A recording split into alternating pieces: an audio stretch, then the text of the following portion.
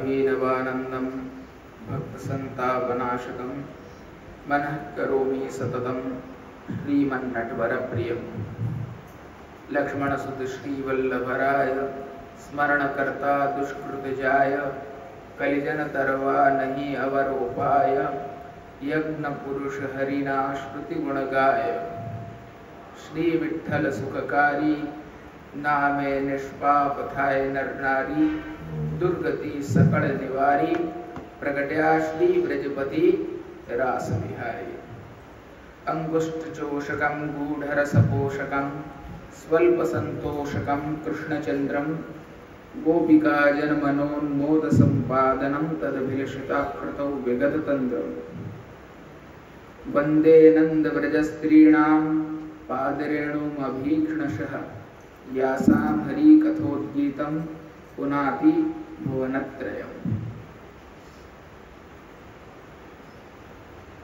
અહીંયા ઉપસ્થિત સર્વે વૈષ્ણવો,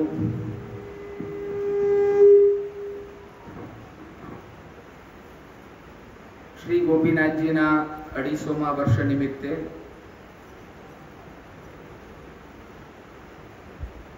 રાસ પંચાધ્યાયના 8મા સત્રમાં બીજા દિવસે આજે આપણે બધા એકત્રિત થયા છીએ.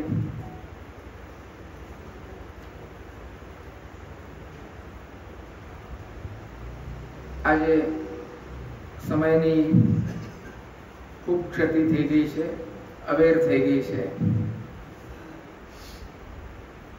એટલે હું બહુ પૂર્વ ભૂમિકા પર ન જઈને સીધા મુદ્દા પર ચર્ચા કરીશ. થોડું મારું ગળું પણ આજે ક્ષતિગ્રસ્ત છે, એટલે બહુ લાંબી ચર્ચા પણ નહીં કરું. મુદ્દા પર આજે હું વાત કરીશ.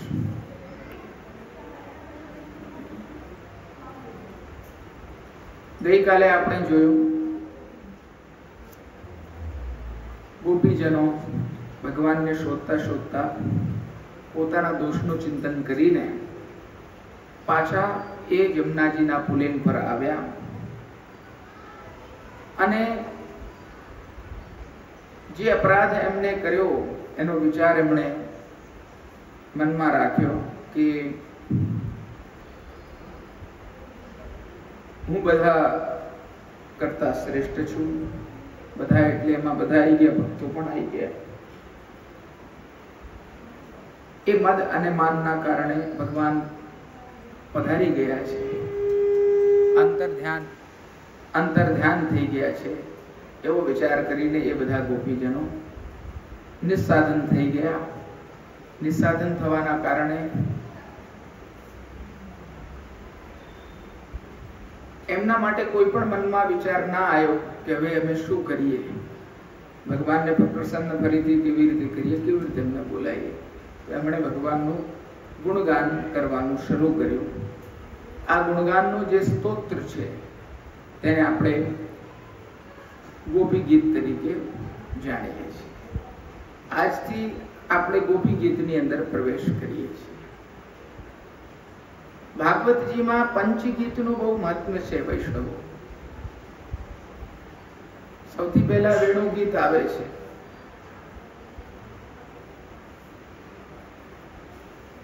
પ્રમેય પ્રકરણમાં વેણુ ગીત પછી આવે છે પ્રણય ગીત, જે આપણે રાસ પંચાધ્યાયમાં જે શરૂઆતમાં જોયું. તે પછી આ આવે છે ગોપી ગીત. આના પછી યુગલ ગીત આવશે અને ભ્રમર ગીત આવશે. આ પ્રમાણે પંચગીત આપણે જોતા હોઈએ છીએ. હવે કઈ થયું છે? બધા વાંધો નહીં, અહીંયા ધ્યાન આપો. જે બી હશે આ વધારે રસપ્રદ વિષય છે આપણા માટે.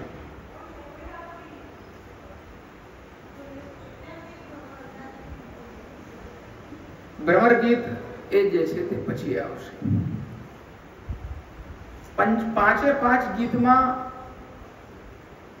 સૌથી પ્રસિદ્ધ અને સૌથી વધારે જેની સાથે બધાની લાગણી જોડાયેલી હોય છે અને એમ કહી શકીએ કે પાંચે ગીતોનું હાર્દ જે છે તે આ ગોપી ગીત છે. અને આ ગીતની અંદર, આ સ્તોત્રની અંદર એવી તાકાત છે કે જે ભગવાનને આવિર્ભૂત કરી શકે છે, ભગવાનને પ્રકટ કરી શકે છે. એટલે ભક્તિ માર્ગમાં કોઈ પણ સંપ્રદાય હોય, ગોપી ગીતનું બેજોડ મહિમા બતાડેલો છે. મહાપ્રભુજી સુબોધનીજીમાં ગોપી ગીત પૂર્વે 10 કારિકાઓમાં આ ગોપી ગીતનું એક આપણે કહીએ કે સ્વરૂપ સમજાવે છે. આપણે ગઈકાલે એ પણ ચર્ચા કરી હતી કે કયા કયા પ્રકારના ગોપીજન ના કયા કયા વાક્ય છે. ગોપી ગીતની અંદર 19 વાક્યો છે ટોટલ. એને એ રીતે ગણ્યા હતા કે 2 પ્રકારના ગોપીજન, અન્ય પૂર્વ અને અનન્ય પૂર્વ. અન્ય પૂર્વ એટલે કે જેના પૂર્વમાં વિવાહ થયેલા છે, જે યુવતીઓ છે, બ્રજ યુવતીઓ વિવાહિતો છે.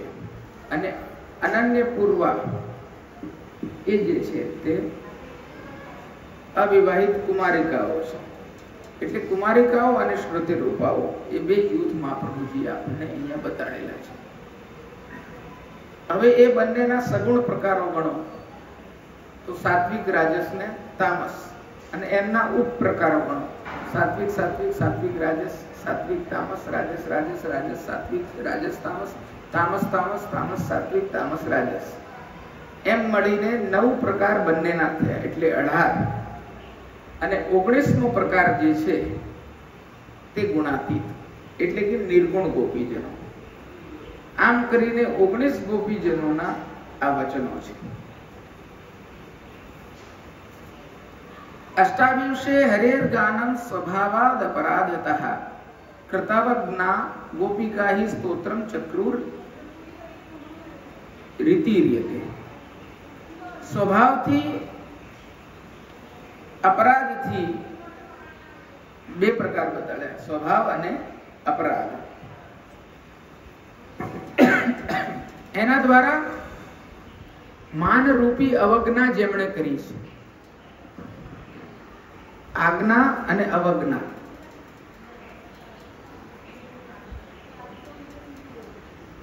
અહીંયા માનરૂપી અવજ્ઞા બતાડવામાં આવી વૈષ્ણવો.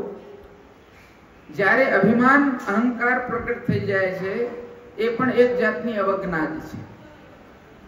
કેમ કે ભગવત ઈચ્છા, ભગવત કાર્ય, એમાં અહંકાર આવી જવો, માન આવી જવું, આ બધી વસ્તુઓ જે છે તે બાધક બની જાય છે.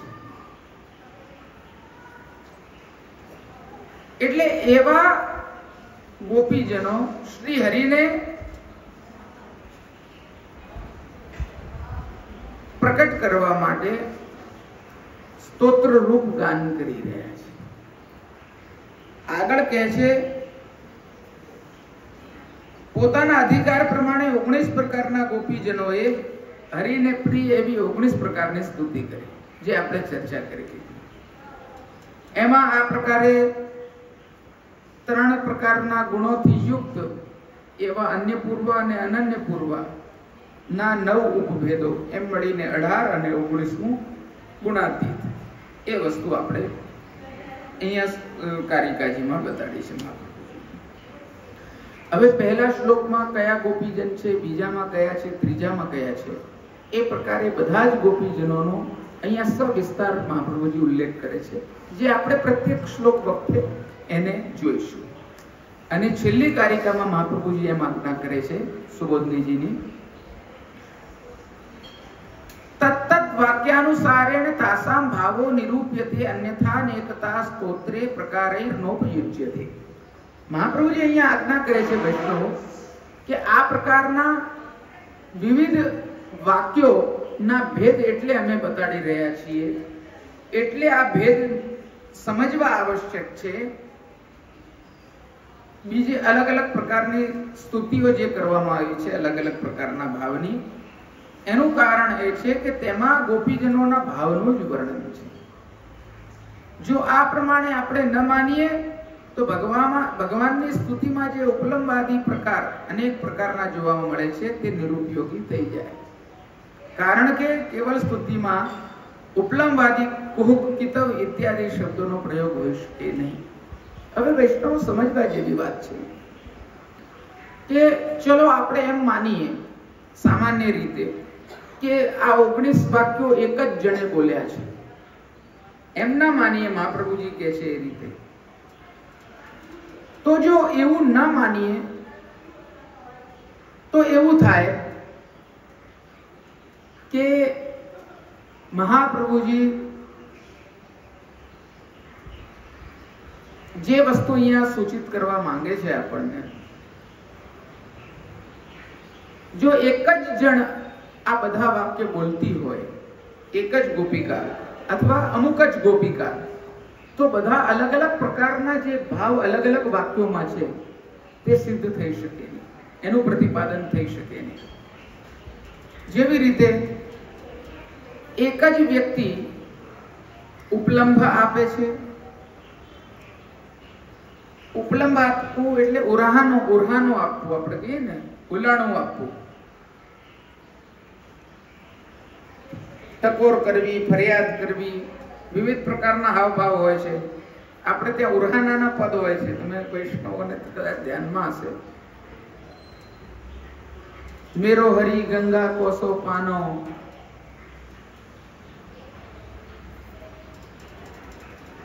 પછી ગારી મત દીજો મો ગરીબ ની કો જાયો હે. અરે તારા છોકરાએ તો જશોદા મૈયા આવું કર્યું, તેવું કર્યું, અમારી માખણ ચોરી ગયા, માટલી ફોડી નાખી, ફલાણું કરી દીધું, ઢીંગણું કરી દીધું. હમણાં પનઘટના પદોમાં બધા ઉપલંબ આદિકના પ્રકાર છે બધા. પનિયા ન જાઉરી આલી પનઘટ જાતી પનઘટ જઈએ. કહેવાનો તાત્પર્ય કે જેમાં સામે એક પ્રકારની આપણે પેલી દેશી ભાષામાં પેલા રોડ રસ્તાની વાતમાં કહીએ કે હુલ આપી દેવી. હું માનું છું ઉપલંબ શબ્દ ઉપરથી જ આ બધા શબ્દો આયા હશે. કહેવાનો મતલબ કે ઝઘડો કરી દેવો અને એક બાજુ પરમદીનતાના શબ્દો પ્રકટ થવા, આ બધું એક સામટું એક જ વખતે થઈ શકે, એક જણને થઈ શકે એવું નથી.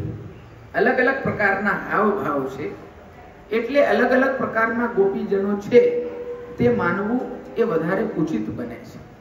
એ ઉપયુક્ત અર્થ કાઢવા માટે એ ન્યાય જે છે તે બરોબર લાગે છે. એટલે મહાપ્રભુજી અહીંયા આ પ્રકારની વાત, આ બધા ગોપીજનો નો જેવો ભાવ હોય છે, જેવો અધિકાર હોય છે, તે પ્રકારની તે સ્તુતિ કરે છે. હવે અહીંયા ભાવ કીધો, કયા કયા ફેક્ટર્સના આધારે, કયા કયા કારણોના આધારે ગોપી ગીત પ્રકટ થઈ રહ્યું છે અલગ અલગ રીતે, તો એમાં કયા કયા પ્રકારના ભાવ છે, પહેલી વાત કઈ પ્રકારનો અધિકાર છે, બે, અને કઈ પ્રકારની સ્તુતિ છે, આ વસ્તુ અહીંયા નિરૂપિત થશે. આ બધા ગોપીજનો, હવે જુઓ વૈષ્ણવ, બધાના ભાવ અલગ અલગ હોય છે. આ વસ્તુ તો બહુ સામાન્ય રીતે સમજવા જેવી હોય છે. આપણે લોકો જે સમજવામાં ઘણી વાર ભૂલ કરતા હોઈએ છીએ. જેવી રીતે સામાન્ય ચલણના પ્રશ્નો અમારા પાસે આચાર્યો પાસે એવા આવતા હોય છે. કોક એક વૈષ્ણવ છે, એ કહે છે કે મારી પાડોશણ છે ને, એણે મને કીધું કે ઠાકોરજીને તો આમ ધરાય, આ વસ્તુ ધરવી જોઈએ. એટલે કે હવે મને સંશય છે, હું સેવા કરું છું તે સાચી કરું છું કે ખોટી કરું છું. આવા આવે છે પ્રશ્નો બધાના. તો પાડોશણના લીધે ગુરુ પ્રદત્ત આજ્ઞા, એમાં તમે સંશય કરો છો. સેવા કૃતે ગુરુ આજ્ઞાનો સિદ્ધાંત છે ને, કે પાડોશણની આજ્ઞાનો સિદ્ધાંત છે. સામાન્ય રીતે સમજવા જેવી વાત છે આ. તો ગુરુ જે આજ્ઞા કરે છે તે શેના આધારે કરે છે? એ આ ત્રણ વસ્તુઓના આધારે કરે છે. એક તમારો ભાવ, એક અધિકાર, અને એક કેવી સ્તુતિ છે તમારી, કેવી વિનંતી છે તમારી, તમે કયા પ્રકારે સેવન કરવા ઈચ્છો છો. આ ત્રણેય વસ્તુ ભેગી થઈને તમને સેવા પધરાવવામાં આવે છે. 84-252 માં જુઓ, બધા અલગ અલગ પ્રકારની સેવા કરે છે. ક્યાંય સામ્યતા નહીં દેખાય. દામોદરદાસ સંભલવાલા જોશો તો સોનાના થાળમાં રાજભોગ ધરે છે. હા કે ના? બીજી બાજુ એક ડોસીની વાર્તા જુઓ તો પેલા પાસે તો ચમચોય નથી, દાંતણથી ખીર ઠંડી કરે છે. એટલે ભાવ જે છે, અધિકાર જે છે, સંજોગ જે છે, આ બધાના આધારે બધાને અલગ અલગ પ્રકારની ગમ્યતા હોય છે. કોઈ પણ ભગવત કૃપાની જે કૃપા એક વ્યક્તિ પર થાય છે એવું સંભવ નથી કે બાજુવાળી વ્યક્તિ પર એ જ કૃપા થાય. જે દર્શન આ મંદિરમાં આવીને એક વ્યક્તિ ઠાકોરજીના કરી રહ્યો છે, એવું જરૂરી નથી કે તેવા જ દર્શન બાજુમાં જ ઉભેલી વ્યક્તિને એવા ને એવા દર્શન થાય. કેમ કે અહીંયા ભાવમાં જે છે તે અંતર છે, અને આ ભાવ જ જે છે તે જીવની વિશેષતા છે, અને એના જ આધારે એની સ્તુતિ હોય છે. અને અહીંયા જે ગોપીજનો 18 શ્લોકોની સ્તુતિ પ્રકટ કરી રહ્યા છે, તે બધાના ભાવ અલગ અલગ પ્રકારના છે, અને અલગ અલગ પ્રકારના વચનો અહીંયા મહાપ્રભુજી ગુણાર્થ તરીકે ચિહ્નિત કરે છે કે આ વાક્ય કોણનું છે. આ મહાપ્રભુજી સિવાય કોણ બતાડી શકે? કહો વૈષ્ણવ. વાક્યના આધારે શાસ્ત્રીય સિદ્ધિ કરીને શાસ્ત્રીય રીતે સૂચિત કરવું કે આ વાક્ય સાત્વિક રાજસીનું છે, આ વાક્ય સાત્વિક તામસીનું છે, આ વાક્ય સાત્વિક સાત્વિકીનું છે, આ ગુણાતીતનું છે, આ અન્ય પૂર્વાનું છે, આ અનન્ય પૂર્વાનું છે, ઇત્યાદિ ઇત્યાદિ વાતો આ મહાપ્રભુજીના જ વચનો થકી આપણે સમજી શકીએ એમ છીએ. હું તો આ બધું દર્શન કરીને વારંવાર મહાપ્રભુજીના ચરણારવિંદને એમની રજને મસ્તક પર ધારણ કરવા માંગુ છું, દંડવત કરીને. શું અદ્ભુત વસ્તુ આપણને બતાડે છે. जो पे श्री वल्लभ प्रकट न होते लीला होती जूनी. आ लीला प्रकट જ ન થઈ શકત. તો આ પ્રકારે વિવિધ પ્રકારના ભાવોનું એકત્રીકરણ કરીને, જેવી રીતે આપણે માળાજી ધરતા હોઈએ છીએ ઠાકોરજીને, મોગરો છે, ચંપો છે, ગુલાબ છે, જાઈ છે, જુઈ છે, બધી ભેગી કરીને, બધાની મંડળીઓ જૂથ ભેગા કરીને અને એક જ માળામાં પરોવીને ઠાકોરજીને ધરાઈએ છીએ. એ જ રીતે આ 18 પ્રકારના જે ભાવ છે અને ગુણાતીત મળીને 19 પ્રકારના ભાવો છે, બધા મળીને એક ગોપી ગીતની રચના કરે છે. આ ગોપી ગીત નો આરંભ થઈ રહ્યો છે. ગોપીજનો ભગવાનના ગુણોનું ગાન કરવા લાગ્યા, અને સૌથી પહેલા આ રાજસી ગોપીજન કે જે સાત્વિક રાજસી છે, એક ગુણગાન કરવા લાગી. જયતિ તે ધ્યગમ જન્મના વ્રજ શ્રેયત ઇન્દિરા ષટ્વદત્રી દૈત દૃશ્યતામ દીક્ષુતાવકાત ત્વૈદ્રતા સવસ્ત્વામ વિચિત. આપના જન્મથી વ્રજનો વૈકુંઠ કરતા પણ અધિક ઉત્કર્ષ થઈ ગયો છે. કારણ કે લક્ષ્મીજી પણ અહીં હંમેશા આશ્રય લે છે આ વ્રજમાં. હે પ્રિય, આપના જન આપના માટે જ પ્રાણ ધારણ કરીને અહીંયા રહેલા છે. આપને વિવિધ પ્રકારની આ બધી દિશાઓમાં શોધે છે. દૃશ્યતા જુઓ એમની સામે.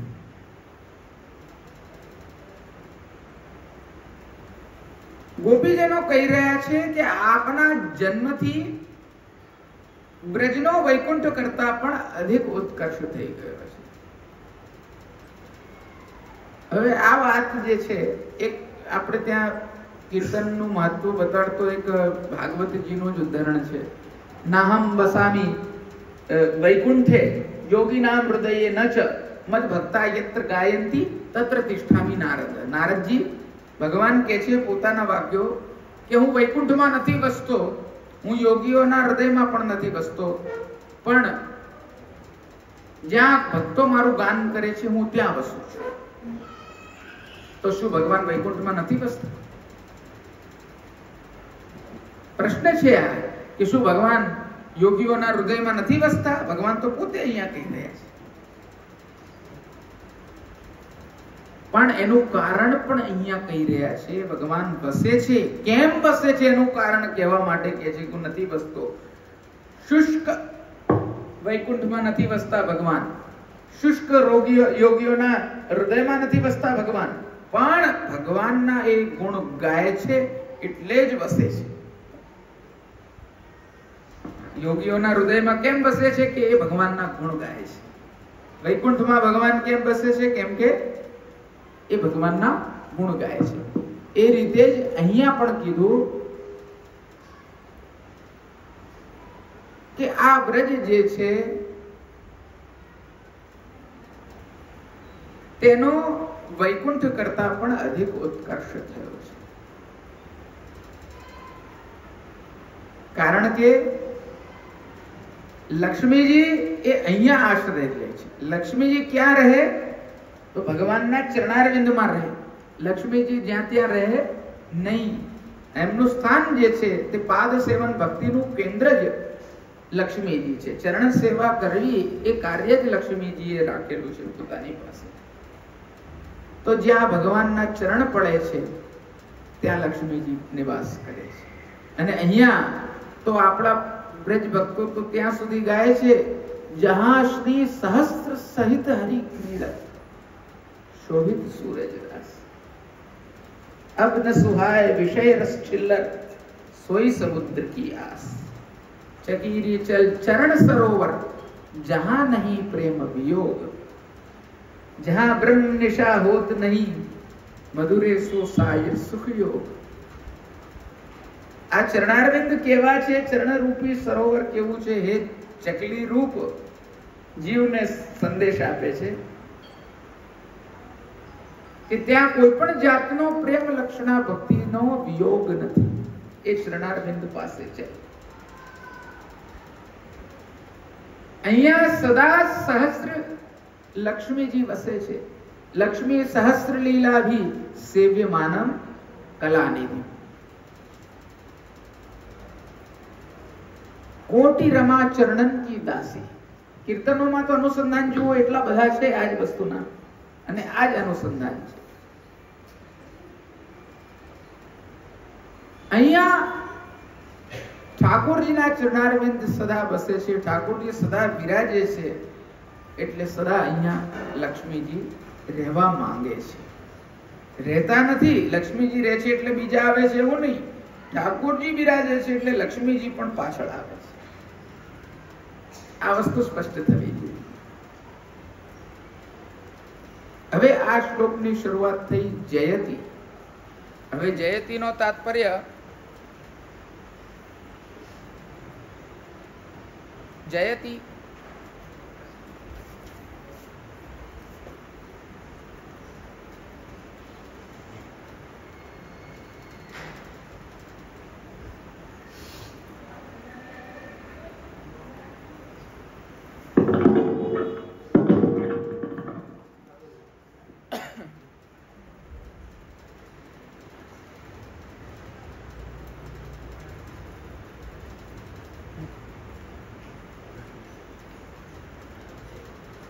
श्री कृष्णाय नमः.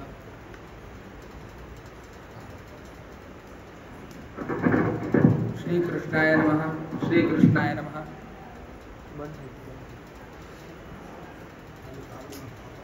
શ્રી કૃષ્ણ.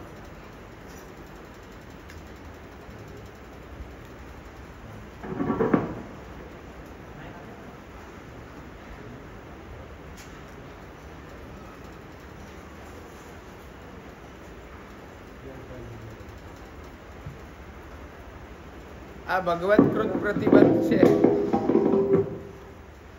આ વાણી એવી નથી કે સીધી ઉતરી જાય.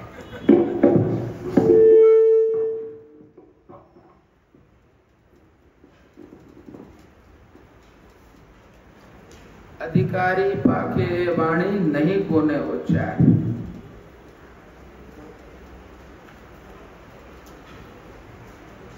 આ તો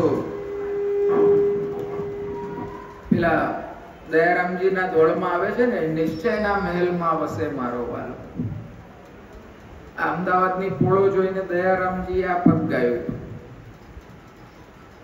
આ મંદિરમાં આવવા માટે, નટવરલાલ મંદિરમાં ગોપીનાથ દાદાનું આ સ્થાન જે છે, અહીંયા આવવા માટે ઘણા બધા અવરોધો, બાધકો, ટ્રાફિક સમસ્યા, નાની નાની ગલીઓ, એને પાર કરવી પડે, નિશ્ચય રાખવો પડે, ત્યારે આ ઠાકોરજી પ્રાપ્ત થાય છે. એમને પ્રાપ્ત નથી.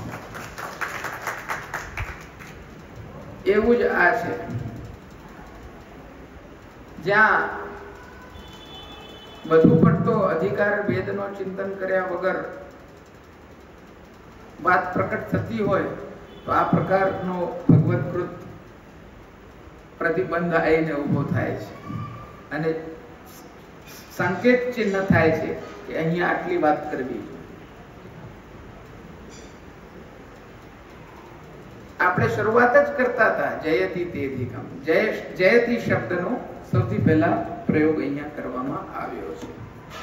હવે મહાપ્રભુજી કહે છે કે જયતી જે છે તે શબ્દ મંગલવાચક છે. મંગલાર્થોત્ર જય શબ્દ યથા ફલમ સાધને સ્તોત્રમ તથા નિર્વિઘ્નાર્થ. કોઈ પણ શાસ્ત્રમાં જ્યારે સ્તોત્રમાં અથવા શાસ્ત્રમાં કોઈ પણ વસ્તુની શરૂઆત કરવામાં આવે ત્યારે મંગલાચરણ કરવામાં આવે છે. આપ લોકો મંગલાચરણ સમજો છો? મંગળનું આચરણ કરવું એનું નામ છે મંગલાચરણ. જે કાર્ય આપણે કરવા જઈ રહ્યા છીએ તે કાર્ય નિર્વિઘ્નપણે સિદ્ધ થાય, નિર્વિઘ્નપણે એ કાર્યને કોઈ પ્રકારની બાધા આવે નહીં, અવરોધ આવે નહીં, એના માટે મંગલાચરણ કરવામાં આવે છે. જેવી રીતે આપણે શરૂઆત કરતા પહેલા મંગલાચરણનો આરંભ કરીએ છીએ, ઠાકોરજીનું નામ લઈએ છીએ, ગુરુદેવનું આચાર્ય ચરણનું નામ લઈએ છીએ, ગુસાઈજીનું નામ લઈએ છીએ અને પછી ભગવદ વાર્તાનો આરંભ કરીએ છીએ. તેનો અર્થ શું થયો કે ભગવદ વાર્તા નિર્વિઘ્નપણે સિદ્ધ થાય એના માટે શરૂઆતનું મંગલાચરણ આપણે લઈએ છીએ. એ જ રીતે અહીંયા જે સ્તોત્રનું ગાન ગોપીજનો કરી રહ્યા છે તેના મંગલાચરણ સ્વરૂપે આ પહેલો શ્લોક જયતી થી શરૂ થાય છે. ભગવાનની જય બોલીએ છીએ, બરોબર? કોઈ બી કાર્ય હોય તો કે નટવરલાલ પ્યારે કી જય, તો જય બોલી દીધી. કોઈ કામ સિદ્ધ કરવું હોય, ટીક કરવું, હા બરોબર છે, તો કે જય બોલાવી દો ફટાફટ. નથી કહેતા? એટલે કહેવાનો અર્થ કે આ મંગલાચરણ છે, મંગલનું આચરણ કર્યું. ગોપીજનોનું આ સ્તોત્ર બધા વિઘ્નો દૂર કરીને ફળ સિદ્ધ કરે એ મંગળ દર્શાવનાર જય શબ્દ છે. આ પ્રમાણે જય શબ્દનું પ્રયોજન ન હોય તો શ્લોકના આરંભમાં જયતી એ ક્રિયાપદનો પ્રયોગ કરવામાં આવત નહીં, પણ વ્રજઃ એ કર્તૃવાચક પદનો પ્રયોગ કરીને જયતીનો પ્રયોગ કરવામાં આવ્યો હોત. હવે આ વ્યાકરણ શાસ્ત્રનો દૃષ્ટિકોણ બતાડ્યો છે. આપના અવતારથી, પ્રાકટ્યથી આખું એ વ્રજ કૃતાર્થ થઈ ગયું છે. પરંતુ ફક્ત અમે જ અકૃતાર્થ રહ્યા છીએ. તમારા જન્મ થતાની સાથે ભગવાન હરિ જન્મત હી આનંદ ભયો. કીર્તનમાં નથી આવતું? આનંદ થયો, બરોબર છે. આખા બ્રજને આપે ફળ દીધું, સ્વરૂપામૃતનું દાન કરાયું, પણ અમે જ એ ફળથી વંચિત રહી ગયા છીએ.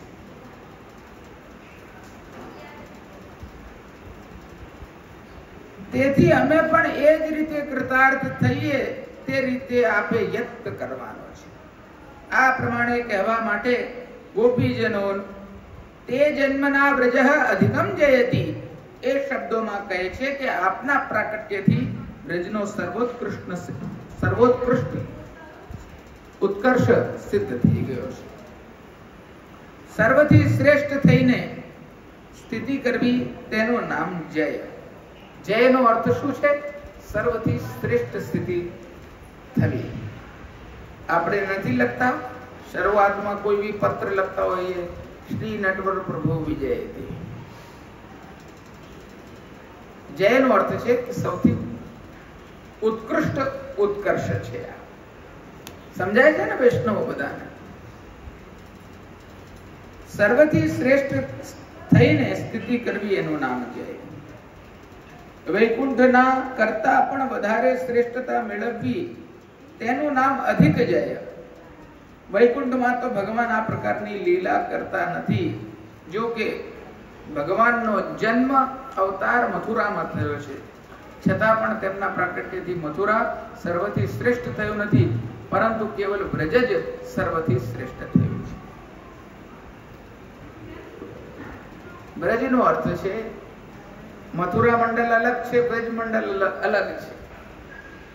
બ્રજ મંડળની અંદર ગોકુલ, વૃંદાવન આદિ બધા દ્વાદશ વન, ઉપવન ઇત્યાદિનો એમાં સમાવેશ થાય છે. તો આ વ્રજ જે છે તે વૈકુંઠ કરતા પણ વિશિષ્ટ બની ગયું છે, કારણ કે અહીંયા ભગવાનનો જન્મ થયો છે. મથુરામાં જન્મ થયો છે, પણ આપણે તો ગોકુળમાં જે જન્મ થયો છે તે નંદસ્વાત્મજ ઉત્પન્ને જાતા લાદો મહામનાય. નંદ મહોત્સવના સુબોધનીજી છે, જન્મ પ્રકરણના અદ્ભુત સુબોધનીજી છે.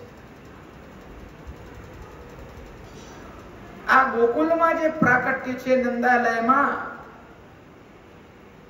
એ આત્મજનિત છે. આત્મામાંથી એમનું પ્રાકટ્ય થયું છે. અને અહીંયા પણ સ્નેહ જે છે તે આત્મિક સ્નેહ છે. તે આપણે જોયું, પ્રણય ગીતમાં પણ જોયું, આના પૂર્વના અધ્યાયમાં પણ જોયું કે ભગવાનમાં જ એમની ચેષ્ટાઓ યુક્ત થઈ ગઈ, ભગવાનમાં જ એમનો દેહ યુક્ત થઈ ગયું, ભગવાનમાં જ એમના પ્રાણ યુક્ત થઈ ગયા, અને તદાત્મિકા, અને ભગવાનમાં જ જે છે તે આત્મિક ભાવ એમનો પ્રકટ થઈ ગયો. એટલે આ જીવાત્મા પરમાત્માનો સંબંધ છે. આ રમણ જે છે કોઈ સ્ત્રી પુરુષનો સામાન્ય રમણ હોય એવું રમણ નથી, કિંતુ આ જીવાત્મા અને પરમાત્મા, જીવ અને બ્રહ્મનું સનાતન દાંપત્ય છે. આ સનાતન દાંપત્ય ચાલતું આવ્યું છે. આજનું નથી, કોઈનું બનાવેલ નથી, પણ એ શાશ્વતપણે સનાતન કાળથી, આદિકાળથી ચાલતું આવ્યું છે. હવે કોઈ શંકા કરે કે ભગવાનનું પ્રાગટ્ય એ સર્વશ્રેષ્ઠતાનું કારણ છે એમ જગતમાં પ્રસિદ્ધ નથી, કારણ કે ભગવાનનું પ્રાગટ્ય ફક્ત બ્રજમાં જ થવાથી અનન્ય અસાધારણ છે, અને તેથી એક જ છે. તેથી બ્રજની સર્વશ્રેષ્ઠતા સિદ્ધ કરનારું એવું કારણ આપો કે લોકમાં પ્રસિદ્ધ હોય. હવે ભગવાનનું બ્રજમાં પ્રાકટ્ય થયું છે, જન્મ થયું છે, આ વાત તો લોક પ્રસિદ્ધ તો છે નહીં. એવી શંકા જો થાય તો એનું અહીંયા કારણ આગળ કહી રહ્યા છે. આ બાબતમાં પૂર્વાચાર્યો, બીજા બધા વિદ્વાન વિભૂતિઓ એમણે ન્યાયશાસ્ત્રના અને મીમાંસા શાસ્ત્રના આધારે આના ઉપર જે છે તે ચર્ચાઓ બધી આમાં કરેલી છે. હવે આ બધી ચર્ચા હું જો અહીંયા લઉં તો તમે બધા લોકો વૈષ્ણવો બધા થોડા ચિંતાગ્રસ્ત થઈ જશો કે આ વિષય શું છે. એટલે હું એ કન્ફ્યુઝન ઊભું ન થાય, આશંકા ઊભી ના થાય એટલે એને વિષયને હું ક્લિષ્ટ નથી બનાવતો. નહીં તો પછી આ બધું મારે સ્પષ્ટ કરવું પડે કે અનુમાન શું છે, હેત્વાભાસ શું છે, ફલાણું શું છે, ઢીંગણું શું છે. આ બધા તર્કશાસ્ત્રના ન્યાયશાસ્ત્રના વિષયો છે, મીમાંસાના વિષયો છે, વૈશેષિકના પણ વિષયો છે. એટલે એ બધામાં ઝમેલામાં હું તમને પાડતો નથી. હવે આ શંકાની નિવૃત્તિ કરવા માટે શું મહાપ્રભુજી આજ્ઞા કરી રહ્યા છે તે જ વસ્તુ જોઉં છું.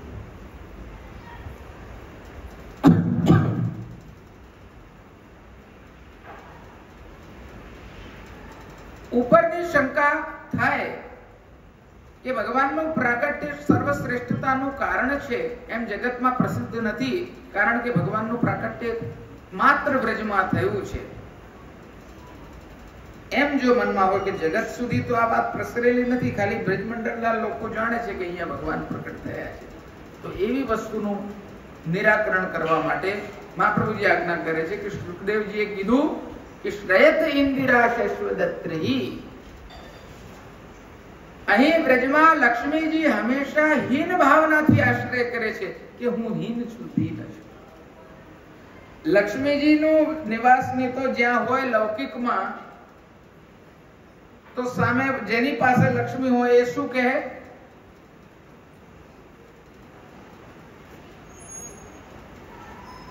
હું છું, મારી પાસે છે.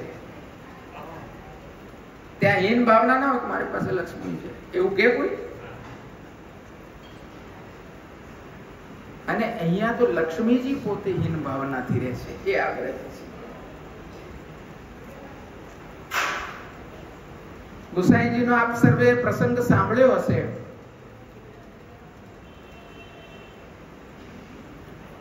બહુ જ અમૂલ્ય મણી એમને પધરાવવામાં આવ્યો બાદશાહ દ્વારા, અકબરના સમયમાં અકબર દ્વારા. અને આપે એ જે છે એની સામે જ એ મણીને જમનાજીમાં નાખી દીધું. એને આશ્ચર્ય થયું, દેશાધિપતિ હતો, કે મેં આટલો અમૂલ્ય મણી આપને ભેટ આપ્યો, સોગાતમાં આપ્યો, અને આમાં નાખી દીધો જમનાજીમાં.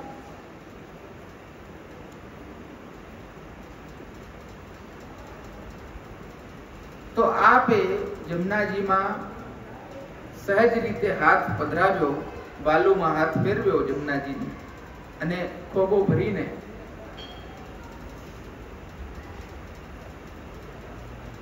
જે મણી હતો એનાથી પણ અમૂલ્ય મણીઓ અંજુલી ભરીને એને સામે મૂકી દીધા.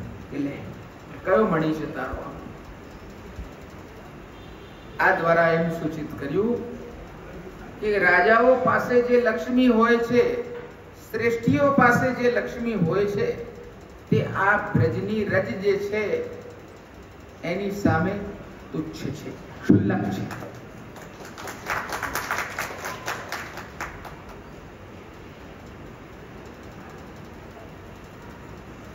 પૂર્વાચાર્યો આ વસ્તુથી ખૂબ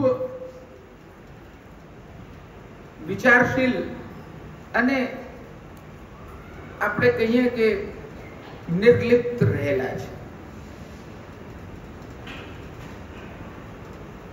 મંદિરમાં ઠાકોરજીના આ બ્રજમંડલમાં પ્રવેશ આપણે કરીએ તો કોઈ શેઠીઓ નથી, કોઈ શ્રેષ્ઠી નથી, કોઈ મોટો માણસ નથી. અહીંયા તો રાજા રજવાડા છત્ર ચમર બહાર મૂકીને આવે છે, અને શ્રેષ્ઠીઓ જે છે તે આ રજમાં વાલુમાં લોટવા માટે આવે છે, કારણ કે એમની પાસે જે લક્ષ્મી છે એનાથી વિશિષ્ટ લક્ષ્મી આ ભક્તોના ચરણારવિંદની રજમાં રહે છે. આપણને આ રજની મહિમા વૈષ્ણવો ખબર નથી પડતી. આપણે આ વસ્તુઓને ખાલી વાર્તા સમજીને વાવાજી વાવા કરીએ છીએ. જો આપણને સાચું સંજ્ઞાન હોય આ વસ્તુનું, તો આજથી 100 વર્ષ પહેલા જે મહાત્મ્ય બ્રજ મંદિરની અથવા વૈષ્ણવોની આ રજનું હતું, તેવું મહાત્મ્ય આપ લોકોની અંદર જાગૃત થઈ જાય. બુહારીની સેવા માટે ખેંચતાણ થાય. અને આજે એવી સ્થિતિ છે કે મંદિરોમાં પણ મજૂરો રાખવા પડે છે. નહીં તો એ સેવા વહેંચેલી હોય કે તે આ તિવારીની સેવા મારી હતી, તે કેમ લીધી?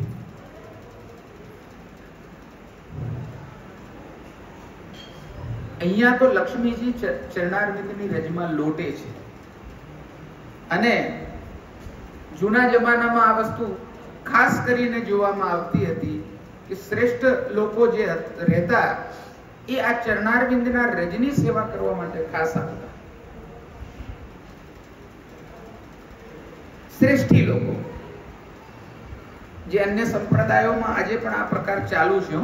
મોટી મોટી ગાડીમાંથી ઉતરીને મંદિરની બુહારી કરવાનો ક્રમ એ લોકો કરે છે.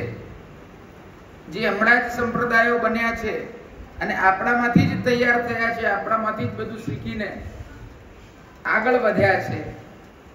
આપણે લોકો આપણી પરંપરા જે છે તે ભૂસી નાખીએ છીએ, ધૂંધળી કરી નાખીએ છીએ, અને બીજા લોકો એની જે કારના અધિકારી બની જાય છે. હરિરાયજીએ બુહારીની સેવાનું મહાત્મ્ય તો ત્યાં સુધી પ્રકટ કરેલું છે. વૈષ્ણવો આપ આજ્ઞા કરે છે કે ભોગવૃત્તિ રજોગુણથી વધતી હોય છે, પણ જો નિત્ય આપણે ઠાકોરજીની બુહારી કરતા હોઈએ, ઘરે કે મંદિરે કે ક્યાંય બી,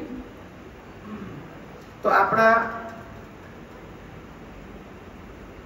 અંદર રહેલા જે કોઈ પણ રજોગુણ છે તે બધા નિવૃત્ત થઈ જાય છે. આપણે ભગવાનની સેવાને લાયક બની ગઈ. અને સેવાને લાયક ત્યારે જ બનાય કે જ્યારે બ્રજની રજ જે છે તે આપણા મસ્તક પર લાગે. આપણે એની અંદર ઓળઘોળ થઈ જઈએ ત્યારે સહસ્ત્ર લક્ષ્મી, હજારો લક્ષ્મી જે છે એ ચરણારવિંદના આટા ફેરા કરતી હોય છે. તે ત્યાં જ નિવાસ કરે છે જ્યાં ઠાકોરજીના ચરણારવિંદ છે. ઠાકોરજીના ચરણારવિંદ ધારણ કરો એટલે બધી સિદ્ધિઓ તમને પ્રાપ્ત થઈ ગઈ, નિશ્ચિત વાત છે. અને આ અનુભવ ગમ્ય વાત છે. ઘણા વૈષ્ણવોના, ઘણા 84-252 ની વાત નથી કરતો હું, અત્યાર સુધીના કેટલાય વૈષ્ણવોના દાખલાઓ એવા મળે છે કે એમની શ્રેષ્ઠતા જે છે તે આ ચરણારવિંદના રજની સેવા દ્વારા પ્રાપ્ત થયેલી છે. લૌકિક ઉત્કર્ષ માટે એ લોકો જો કે કરતાય નથી. લૌકિક ઉત્કર્ષ, લૌકિક લક્ષ્મી તેમની આગળ એમને આવી જાય છે. એના માટે બહુ એમને પ્રયત્નો કરવા પડતા નથી. એવી આ વાત છે. બહુ આ વસ્તુ પર હવે આગળ નથી જતો, આગળ લઉં છું વાત. હું હીન છું એમ હીન ભાવે લક્ષ્મીજી વ્રજનો આશ્રય કરે છે. વૈકુંઠમાં તો લક્ષ્મીજી ભગવાનની નિયત નક્કી થયેલી જ ભાર્યા છે, એટલે તેમને કોઈનો હીન ભાવ સર્વદા આશ્રય કરવાનો રહેતો નથી. એટલે બ્રજથી પણ, વૈકુંઠથી પણ વધારે ઉત્કર્ષ બ્રજનો છે, કેમ કે ત્યાં તો નિશ્ચિત ભાર્યા લક્ષ્મીજી છે.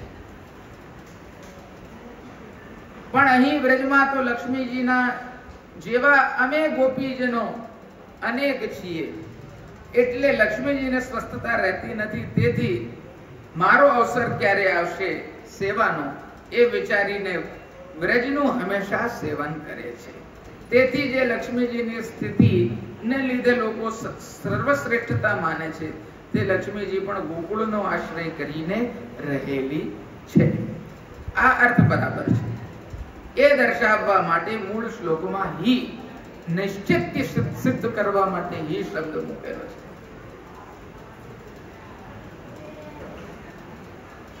શશ્વદત્ર હિ, હિનો પણ અહીંયા અર્થ કર્યો છે. નિશ્ચિત સિદ્ધ કરવા માટે, નિશ્ચિતપણે આવું જ છે એવું કહીએ ને આપણે, તો જ્યાં બીજી વાર કેમ બોલો આવું જ છે, આવું છે એમ ના બોલાય કે નહીં, આવું જ છે, આ નિશ્ચિત વસ્તુ છે. સમજો છો ને? કારણ કે લક્ષ્મી પતિવ્રતા છે. ભક્તોના ઉપર કૃપા પ્રસિદ્ધ કરવાને લક્ષ્મીજીના પતિ પોતે ભક્તોને આધીન થઈને જ્યાં સ્થિતિ કરે છે ત્યાં ભગવાનની પત્ની લક્ષ્મી સારી રીતે સ્થિતિ કરે એમાં શું આશ્ચર્ય છે? ભગવાન બ્રજમાં ભક્તોને આધીન થઈને સ્થિતિ કરે છે અને ભક્તો ઉપર કૃપા દર્શાવે છે. હવે અહીંયા બ્રજનું મહાત્મ્ય એવું છે વૈષ્ણવો કે અહીંયા તો ભગવાન ભક્તને આધીન થઈ જાય છે. સામાન્યત્વે ભક્તિ માર્ગથી ઇતર ઠેકાણે ભક્ત ભગવાનને આધીન હોય છે. અહીંયા ભગવાન ભક્તને આધીન થઈ જાય છે. એકાદશમ સ્કંદની અંદર ભગવાન પોતે કહે છે અહમ ભક્ત પરાધીન. ઉદ્ધવજી પ્રતિવાક્ય કહે છે હું જે છે તે ભક્તને પરાધીન થઈ ગયો. એની દૈન્યતા, એના પર કરુણા એટલી થાય છે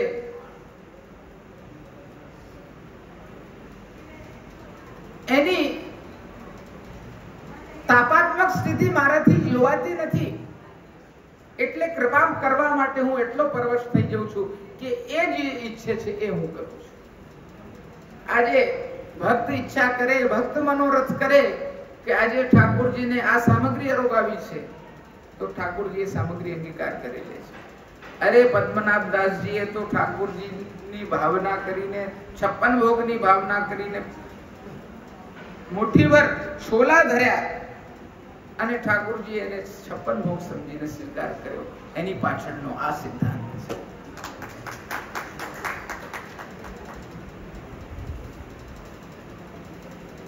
ભક્તને પરાધીન થઈ જાય છે એવી ભગવાન કૃપા કરે છે. આ ભક્તનું મહાત્મ્ય નથી વૈષ્ણવો, આ ભગવાનનું મહાત્મ્ય છે. ભક્તોની ધન્યતાનું મહાત્મ્ય છે.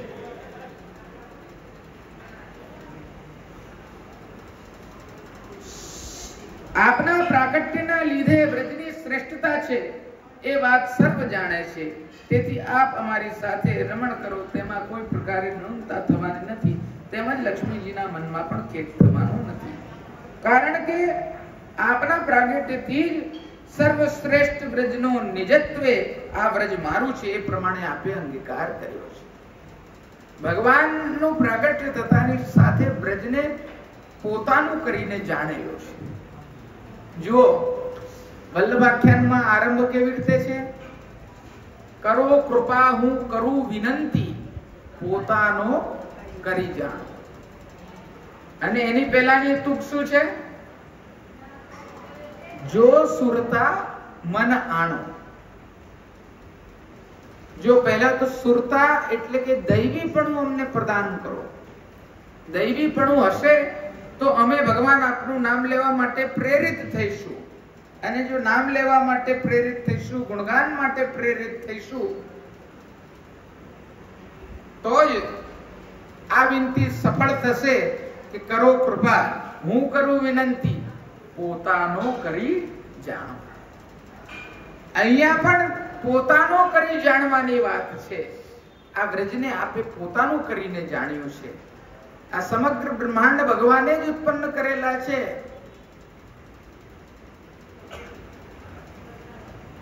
ચૌદ ભુવન, સપ્ત ઉર્ધ્વલોક, સપ્ત અધોલોક, આ સંપૂર્ણ જગતની રચના ભગવાને જ કરી છે. પણ એમાં આ વ્રજમંડલ જે છે એની વિશેષતા એ છે કે એ તો એમનું પોતાનું છે, નિજ છે.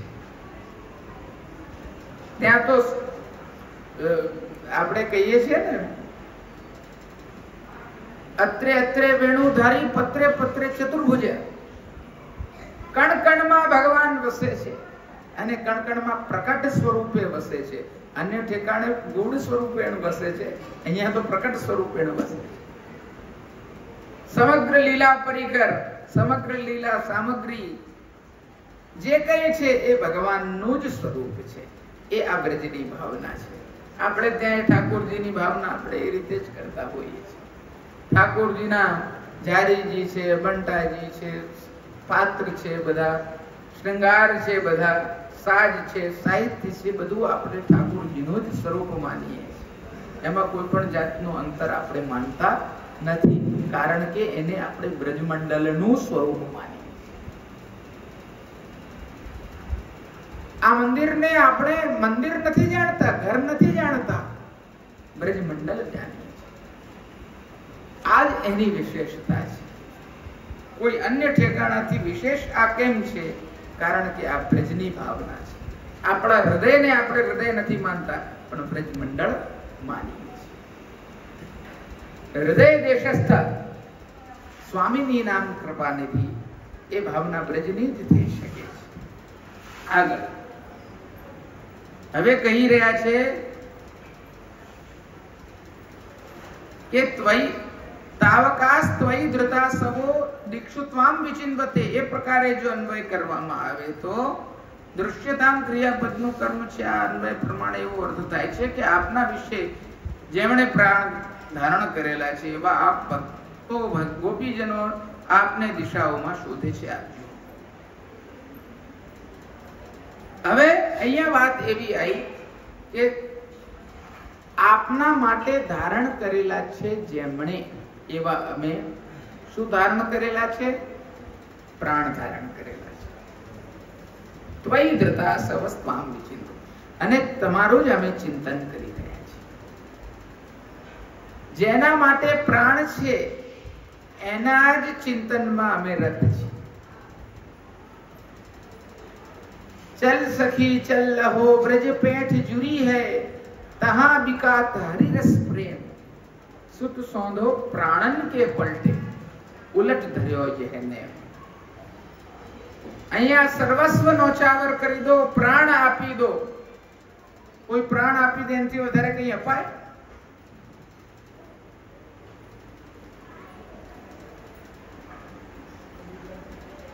અહીંયા પ્રાણ આપી દેવાની વાત કરી રહ્યા છે. એટલે કહેવાનો તાત્પર્ય એમ થયો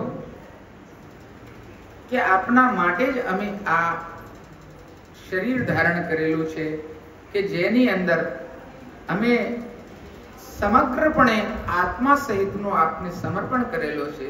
દેહ, ઇન્દ્રિય, પ્રાણ, દારાગાર, પુત્ર, આપ્ત, વિત્ત, આ લોક પરલોક જે કંઈ પણ છે અમારું આત્મા સહિત તે સમગ્ર જે છે તે ભગવાન આપનું છે. કહેવાનો તાત્પર્ય કે જો પ્રાણ આપના વગર રહે તો એ વ્યર્થ થાય. જેવી રીતે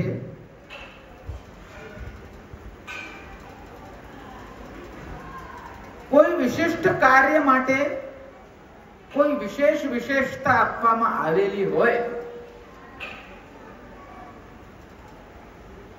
જેવી રીતે હું તમને લૌકિક ચાલુ દાખલો આપું છું. આપણે ચશ્મા પહેરીએ છીએ, હા કે ના? ચશ્મા પહેરીએ છીએ તો સ્પષ્ટ દેખાય, વિશેષ પ્રયોજન થયું. આ ચશ્મા થયા એ વિશિષ્ટ વસ્તુ થઈ, હા કે ના? હવે આંધળાને તમે ચશ્મા આપો તો શું કામનું? પ્રયોજન બી કામનું નહીં, જે વસ્તુ વિશેષ છે એ ઉપકરણ પણ કામનું નહીં. એવી રીતે જ આ મનુષ્ય જન્મ ધર્યો છે ભગવદ સેવા માટે સર્વતો ઉપયોગી દેહ છે. આ દેહ પ્રાપ્ત કરીને ભગવદ સેવા ન થાય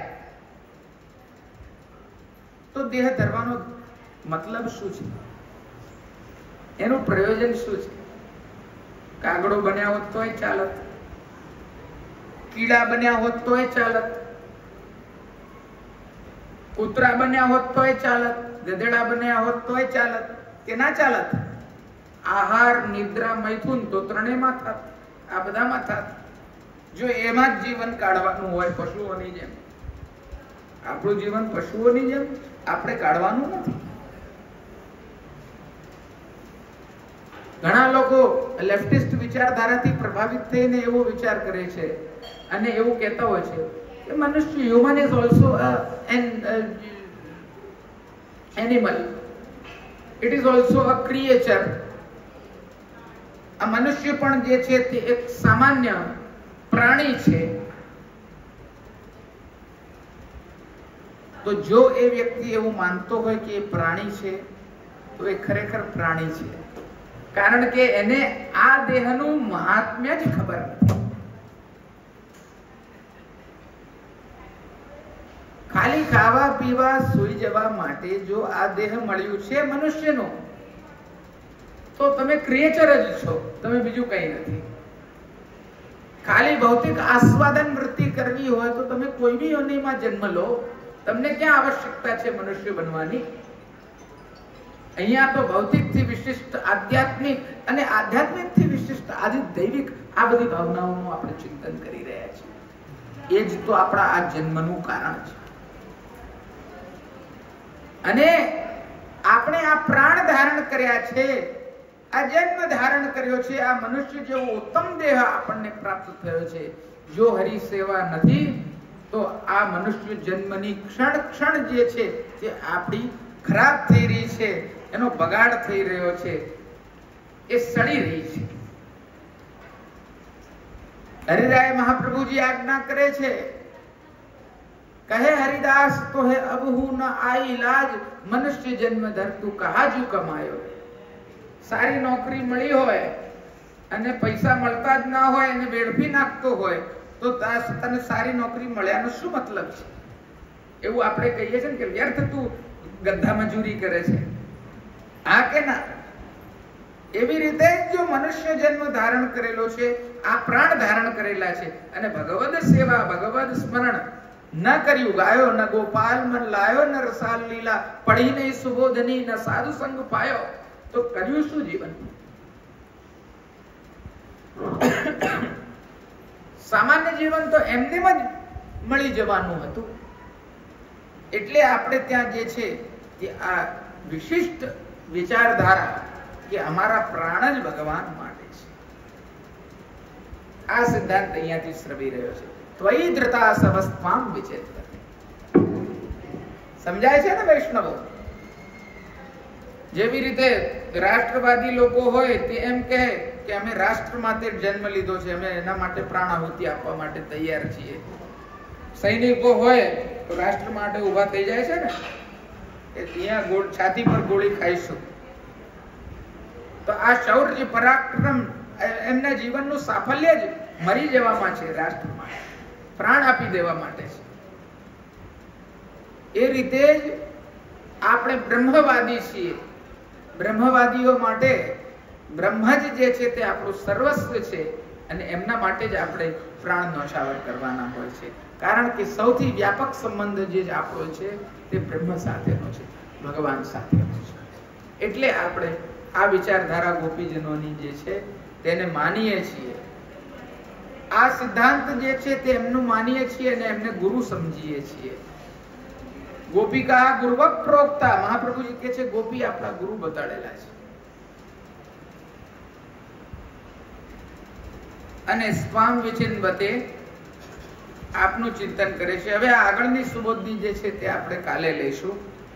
આજે આટલી વાત કરું છું. ગોપી ગીતમાં પ્રવેશ આપણે કર્યો. આજે બહુ બધો સમયનો વ્યય થઈ ગયો, એટલે આપણે બહુ ચિંતન કરી નથી શક્યા, પણ કાલે આપણે જરૂર કરીશું.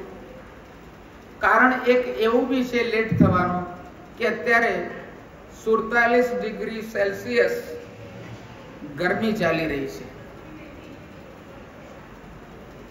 सूर आयो सिर पर छाए आई पायंतर, बाट के बटाऊ लोग सब ढूंढे छाह गहरी, धंधी जन सब धंधो छाण दे दे की માંડ સોઈ રહે. આ જે કીર્તનોમાં બધું વર્ણન આવે છે, આ જેઠ માસની દુપહેરી આવી છે. એટલે અહીંયા આવવામાં બધું બધાને મોડું થઈ રહ્યું છે. બહાર બી તાપ બહુ છે અને આ વિષય બી એવો છે કે આંતરિક તાપ બી બહુ છે. એટલે આ વિષયની સંગતિ થઈ રહી છે. એટલે આપણે કાલે આ વિષય પર કંઈક વિશેષ ચર્ચા કરી શકીએ તેવી ભાવના હું રાખું છું. કાલે ત્રીજો દિવસ છે અને આ પહેલો શ્લોક બી અડધો જ થયો છે. પણ પૂર્વ ભૂમિકા હતી. 10 કારિકાઓનો અર્થ આપણે સ્પષ્ટ કર્યો.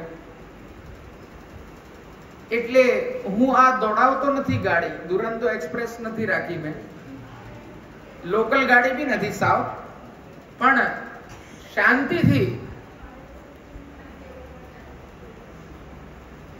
આ વિષયને આપણે ધીરે ધીરે સ્પર્શ કરતા કરતા એનો આનંદ લઈએ તો ઉચિત પડે. આપણે આ સત્રો જે ગોઠવી રહ્યા છીએ તે આને પતાવવા માટે નથી ગોઠવી રહ્યા, પરંતુ આનો આનંદ લેવા માટે ગોઠવી રહ્યા છીએ. આના પર યુક્ત વિશ્લેષણ કરવા માટે કરી રહ્યા છીએ. આનો યુક્ત તાત્પર્ય સ્પષ્ટ કરવા માટે, આપણા જીવનનો ધ્યેય સ્પષ્ટ કરવા માટે આ બધા આપણે સત્રો કરી રહ્યા છીએ. તો કાલે આપણે પાછો આ ગોપી ગીતનો જ વિષય આગળ વધારીશું અને પછી આગળ પણ આ સત્રો ચાલતા રહેશે. એમાં પણ આપ સર્વે બધા આ ગોપી ગીત જ હવે તો આપણે, મને લાગે છે ઘણો બધો સમય આપણે આ ગોપી ગીતને આપીશું. આગળના સત્રો બધા ગોપી ગીતના જ હશે. અને પ્રત્યેક ગોપીજનોના વાક્ય જે છે વૈષ્ણવો, હું આપને આગ્રહપૂર્વક કહેવા માંગુ છું કે તે વિશિષ્ટ છે અને સમજવા યોગ્ય છે અને આનંદ પ્રદાન કરનારા છે. આની અંદર રસ માત્ર રહેલો છે, બીજું કંઈ રહેલું નથી. આપણે આ બી ફળ એવું છે ને, એની અંદર રસ માત્ર છે, છાલ નથી, રેશા નથી, બીજ નથી, ગોટલી નથી, બસ માત્ર રસ ને રસ છે. એટલે એ વિષય ગોપી ગીત છે. એને આપણે આગળ કાલથી એને વધુ જોઈશું. આટલું હું આજે કહેવા માંગુ છું.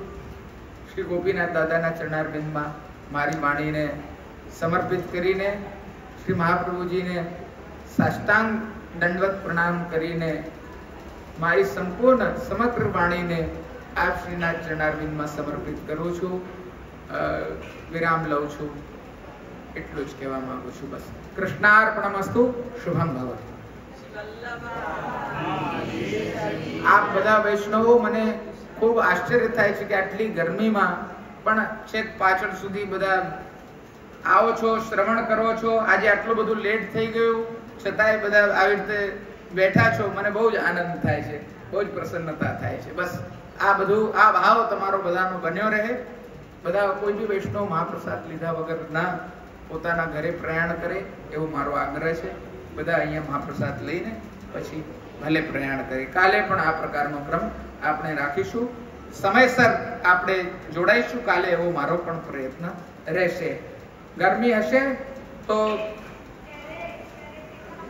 તાપ ભાવના વધારે ધારણ કરી લઈશું. શ્રી કૃષ્ણાર્પણમસ્તુ.